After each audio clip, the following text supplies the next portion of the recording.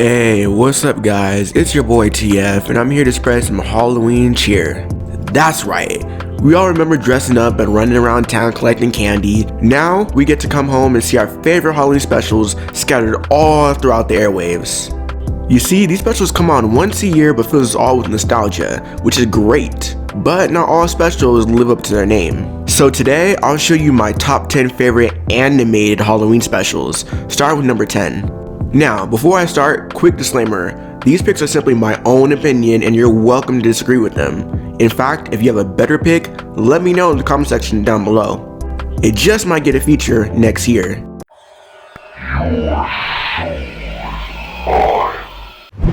Today, we will be diving into the sea, specifically into the Bikini Bottom, where we see our favorite yellow sponge lighting up our screens. Now, in case you didn't get the memo, the show back in its heyday was amazing, creating classics after classics, making SpongeBob not only enjoyable for kids, but also for adults, which is what made the series so special. However, even though SpongeBob now is slowly starting to build itself back up, it still has a long way to go from the classics. Back in its prime, SpongeBob actually had a Halloween special named SpongeBob Scaredy Pants, which was soon called a Nickelodeon classic. The episode is centered on SpongeBob, as everybody in Bikini Bottom teases him for constantly being on edge, making him an easy target for very simple tricks. And that's where he gets his nickname from, Scaredy Pants. So, naturally SpongeBob and Patrick dress up and try to scare the townspeople, since it's Halloween and that's typically what you do. However, SpongeBob's costume doesn't work because he has a square shape, which messes up the costume since, ghosts are around. I mean, come on, that's big brain logic. So, SpongeBob decided to shave off his square shape to look like a traditional ghost. They then try to make their way to the costume party to test out the spookiness. And even though his first attempt was a failure, SpongeBob's deformed look made everybody run for the hills. And SpongeBob wins in the end. See, not all Halloween specials need a horrible twist. Oh wait. I guess it was your pink hat. Pink hat? Oh, that's not a hat. That's my brain. Oh.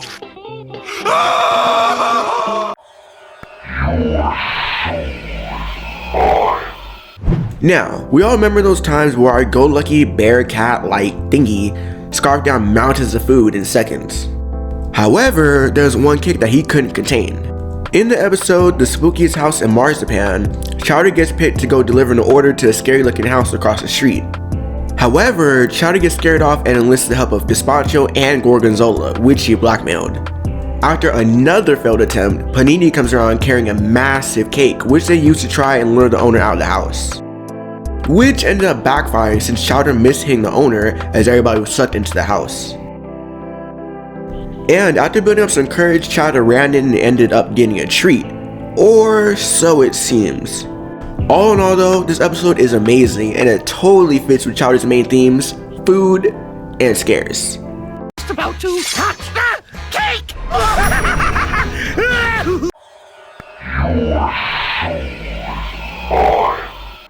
Now, let's take a look at The Amazing World of Gumball. It's one of the most original cartoons to come out in the last decade. Its meta-based writing paired with the million different animations made the show as a whole stand out. And of course, if the show is great, then the Halloween special should be a classic, right? The episode titled Halloween is centered around Gumball as their ghost friend Carrie invited them to party with ghosts. I know, already a spooky setting. However, there's a catch. They can't see any ghosts until they drink a sip of a magic potion. Once they each take a sip, they can see ghosts partying and they all start having a great time. That is, until the ghosts realize that they are still mortals. To which Gumball and Darwin drink way too much of the potion and end up turning into full ghosts. Gumball and Darwin then run rampant throughout Elmore, scaring the town, controlling people's bodies, until they then have to return to their bodies, else they remain a ghost. After jumping to the underworld, they then retrieve their bodies until it's revealed that they all got into the wrong bodies, which is where the episode ends. Overall though, this episode was funny and very memorable as it showcases a lot of different animation styles with the ghosts. Even the amount of detail for every ghost is something to be amazed with. Overall, this episode would definitely put you in the holiday spirit. Look what you've done! You've completely turned into ghosts! Which means I can finally do this!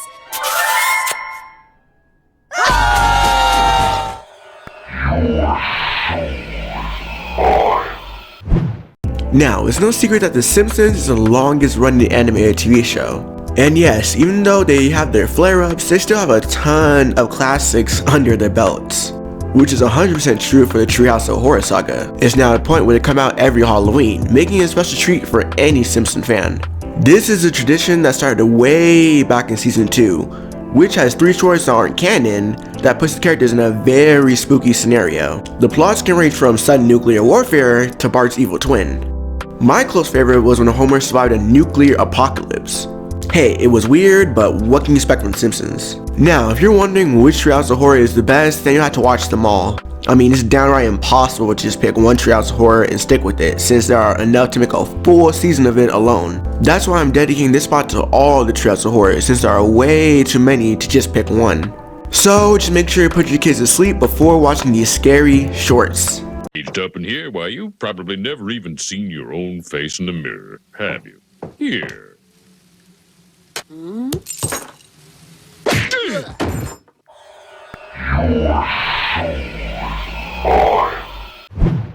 Next up, we're talking about We Bare Bears, a show that I don't talk about enough on this channel. The show is amazing to say the least, with its fresh writing and amazing character development. That's why it's no surprise that Charlie of all people was narrating the Halloween stories. You know, since he's the mysterious Bigfoot and all. We start off with the first story, where the bears get plushies of themselves, and after they place a lock of hair into them, they become sentient. So as you can imagine, the shorts start off very sweet and innocent, but quickly go wrong as the plushies wreak havoc among the bears.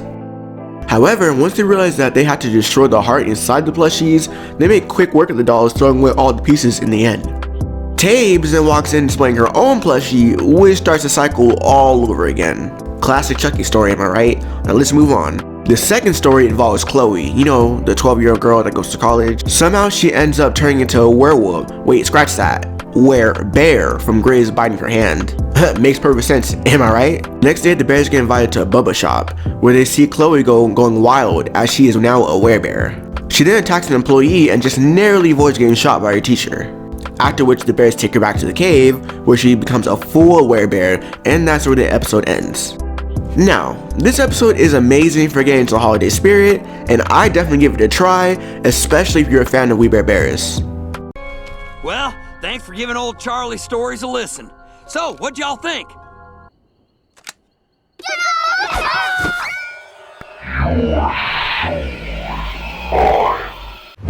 Gravity Falls was a masterpiece of animation, focusing on mystery and monsters. The perfect formula for a hit show. And even though the show was at a Rick and Morty level of hype, every episode already had hints of Halloween in it. But the show still wanted a Halloween special. And how could they do that? By making Halloween in the summer, called Summerween. You see, the people of Gravity Falls love Halloween so much that they created 2 separate events.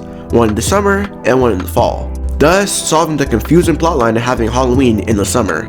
As the episode starts, it becomes clear that Dipper wants to grow out of trick-or-treating and hang with Wendy, while Mabel wants to stick to childhood traditions and head out trick-or-treating. However, they run into the Halloween trickster, who gives them a deadline that they must head out and trick-or-treat and bring back all the candy, else they're done. They then manage to collect all the candy they need, but Dipper's carelessness led them to lose the stash, causing the trickster to go after them. But when the group takes him down, they realize that the trickster is all the discarded candy that was erased from society. So pretty much all the nasty candy that nobody liked.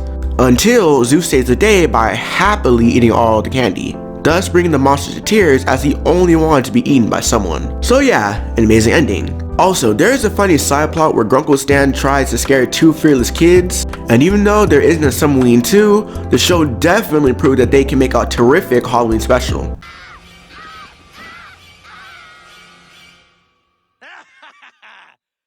Still got it.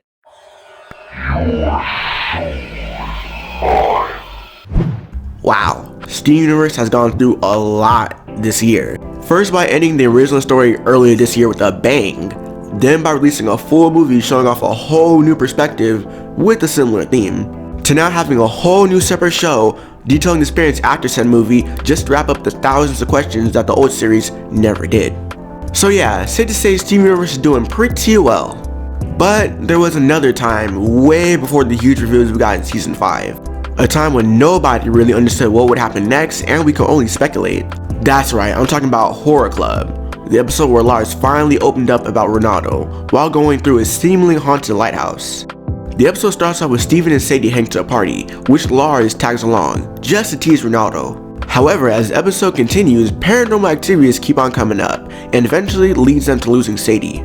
And after the group finds the mouth of the house, to which Ronaldo selfishly throws Lars into the mouth, 100% intent on letting him die. Now of course Steven couldn't let that happen as he manages to free Lars from his mouth, and we get a peek into Lars and Ronaldo's old friendship, and we see how they drifted away.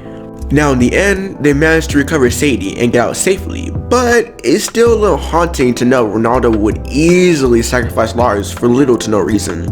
Hard to see why some people don't like him. Here! Hey, Lars. Take it down a notch.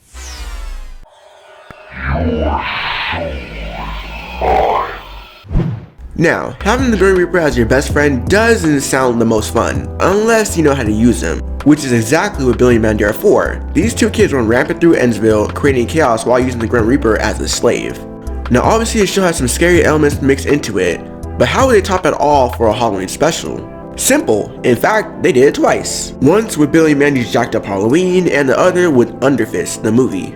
The episode starts off explaining the origin of Jack-O-Lantern, the villain of the story, that has a bone to pick with Grim. You see, he lived long ago and played tricks on the townspeople, leading to his death.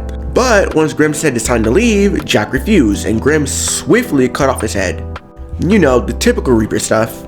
So he decided to replace it with the pumpkin, and was out for revenge ever since. Jack manages to steal Grim's scythe from Billy and starts to unleash horrors on the town. So of course, Billy and Mandy had to stop Jack from cutting off Grim's head in return. And they did it in the most hilarious way of watching Erwin constantly fail at saving the day.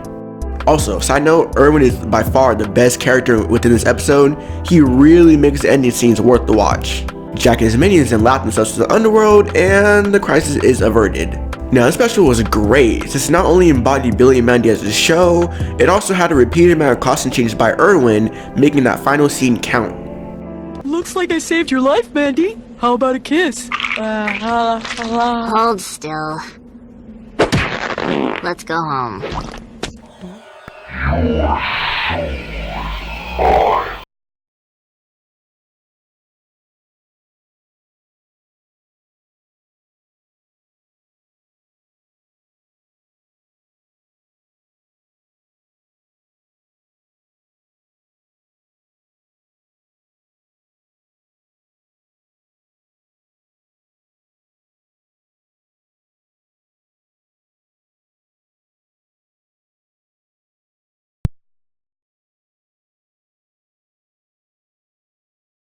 Until the wizard comes for Rigby.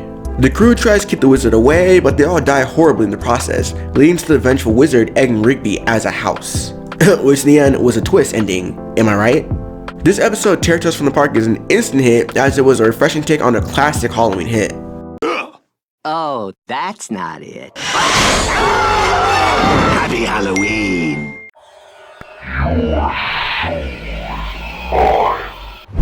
Now, it shouldn't be a surprise that I love Ed, Edd n Eddy as a show, so it shouldn't be a shocker that this special Ed, Edd n Eddy Boo Ha Ha is an absolute classic. Now, back in the early 2000s, Ed, Edd n Eddy was the biggest cartoon for the network, so with a show that has this much hype, they had to deliver for their Halloween special, which is exactly what they did. This special was an amazing take on Halloween for the cul-de-sac, as the kids dress up in costumes and roam the streets for candy, while Ed and Eddy are seeking entrance to Spookyville. However, the main plot is that Ed's mind is cluttered with old horror movie films, so everything he sees is distorted into monsters, causing Ed to freak out since everything scares him. So naturally, a lot of incidents occur on their way to Spookyville as Ed drifts in and out of real life. Eventually, the gang ends up in one big hole, cornered by the same kids Ed beat up throughout the night. And as Ed gets geared up to rest for the night, Eddie and Double D gets beaten down by the angry kids. And Ed's vision is distorted once again, as he can only see them joyfully playing around. And that's where this episode ends. So then they found Spookyville, but at least this episode ends with the same classic charm that we all know and love. This episode was amazing since it perfectly blended the animation style of Ed, Edd n Eddy with classic horror movie monsters, which added to the appeal. I mean, the amount of effort they put into the special was phenomenal. They even added a whole Halloween intro. So if you're looking for the perfect holiday special, I'd give it a watch. Ain't Halloween so sweet?